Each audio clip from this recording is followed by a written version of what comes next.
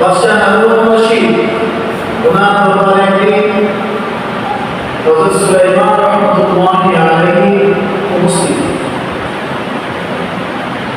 গিয়ে বললেন, বাদশাহ আমি আপনার দরবারে আসলাম। উনি দেখে বললেন, ঠিক আছে, আপনার জন্য কি আপনার করতে পারে নাকি? সর্বপ্রথম পানি দিলেন। সুলাইমান রাহমাতুল্লাহি আলাইহি পানি গেলা সাথে দিয়ে বললেন, বাদশাহ আমি আপনাকে একটা প্রশ্ন করবো, সঠিক উত্তরটা দিন।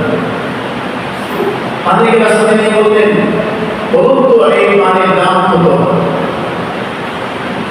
বাদশাহ হারুন রশিদ বললেন, পানির কোনো দাম নেই, পানির কোনো দাম নেই। বাদশাহ হারুন রশিদ বললেন, এটা কি বললেন, পানির কোনো দাম নেই?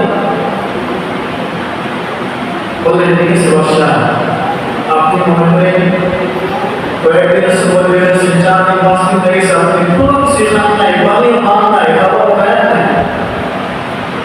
সেই সময় যদি আমি একটা গ্লাস পানি নিয়ে আপনার সামনে উপস্থিত হই, আপনি বলুন তো সেই পানি দিয়ে ইসরায়েলি আপনি আমাকে কি দিবেন? বাদশাহ হারুন রশিদ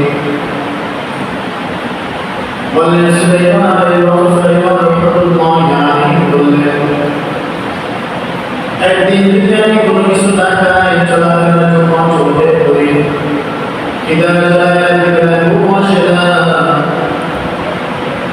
যদি 2 দিন না খাই, আমি তো একেবারে চলবে যাব, চলাফেরা করতে পারবই না। সেই জায়গায় যদি আমি 3 দিনের যদি কোনো কিছু না খাই, তাহলে আমি বিছানা থেকে উঠানো আমার জন্য অসম্ভব। আপনি সেখানে বললেন 5 দিন, যদি 5 দিন আমি কোনো কিছু না খাই, আর এই সময় যদি আপনি আমাকে একটা গ্লাস পানি দেন, সেই পানির বিনিময়ে আমি হারুন রশিদ আমার রাজ্যের অর্ধেক রাজত্ব আপনাকে দিয়ে দেব। সুলাইমান রাহমাতুল্লাহি আলাইহি ডাকতে বললেন, বাদশাহ আপনি তো এই মুহূর্তে বললেন পানির কোনো দাম নাই, আপনি তো শুধু এক গ্লাস পানি খাইলেন, এক পিয়ালা পানি খাইলেন, সেই পানির বিনিময়ে আপনার রাজ্যের অর্ধেক রাজত্ব চলে গেল।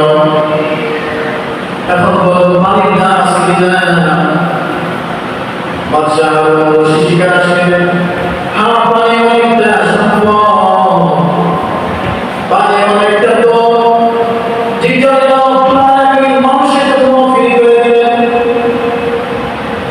এই পানি যদি আল্লাহ মানুষের জন্য বলে দিতেন, বান্দা তুমি পানি খাইবা, একটা পানি খাইবা, এক গ্লাস পানি খাইবা, 1 পয়সা করে দিতে হবে, তাহলে পৃথিবীর কোনো কোটিপতির ক্ষমতা নাই ওই পানি